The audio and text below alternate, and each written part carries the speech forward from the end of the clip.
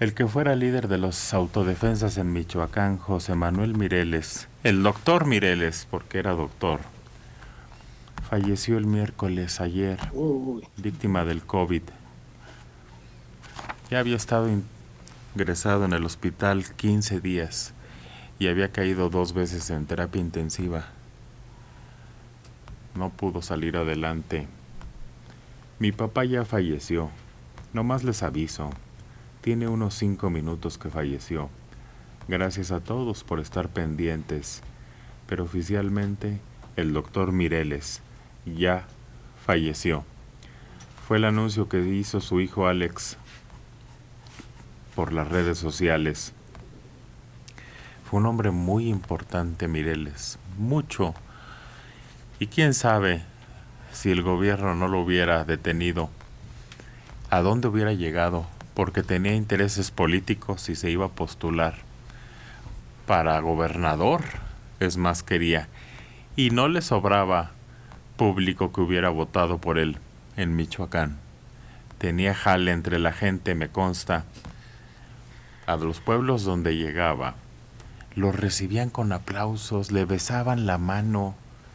La gente que se lo encontraba en la calle, a ese grado de devoción por él llegaban, porque sí, yo no sé, para bien o para mal había llevado orden a algunas de las poblaciones en las que habían secuestrado, pedido extorsión, todo tipo de delitos.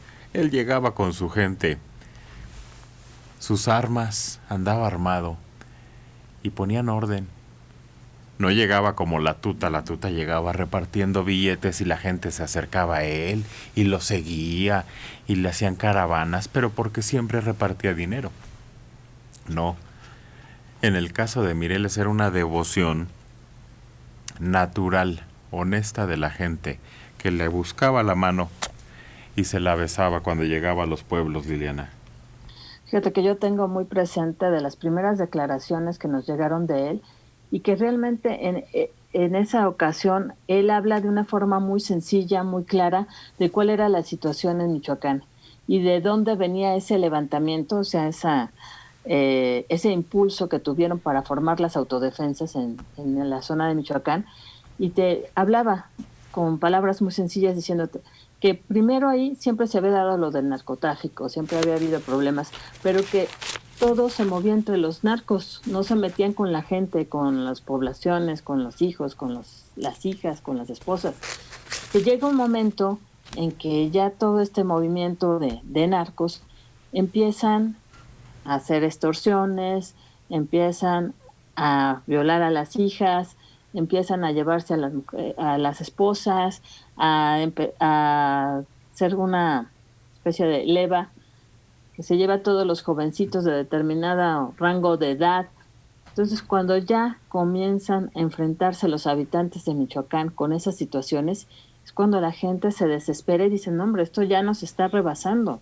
Antes no se metían con nosotros, pero ahora tenemos que estar cuidando a nuestras familias. Y es cuando deciden organizarse y viene lo de las autodefensas. Y él fue de los líderes más nombrados, más reconocidos en toda esta zona y con el que primero empiezan a negociar y se veía como un héroe y todo, que siempre hubo duda, de realmente cómo eran los hilos que él manejaba, porque por un lado, mucha gente lo seguía, le aplaudía y todo, como tú mencionas que le tenían ese reconocimiento, pero por otro lado, estaba también acá otro de los líderes que también se movían en esta zona, que decían que Mireles tenía conexión también con los grupos del narco y que también hacía ciertos acuerdos para que no se metieran con su gente, cosa que todavía no nos queda muy claro, ya se verá en un futuro, pero como sea fue alguien que movió a mucha gente, tenía esa luz de líder,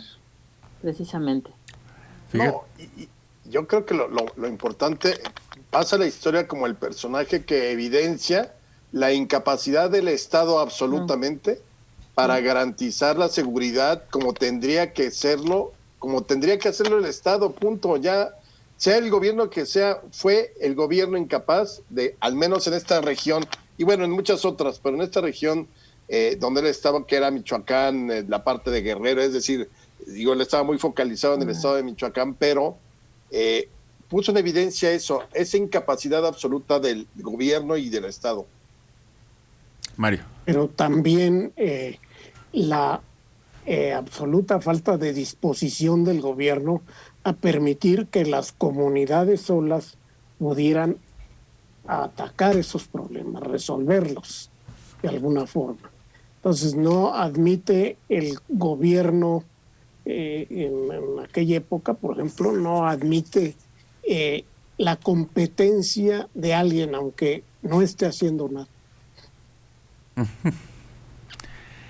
Yo les digo desde ahorita por qué lo aceptó después. Claro que había componendas de él con grupos criminales. Él lo dijo cuando se accidentó en la avioneta.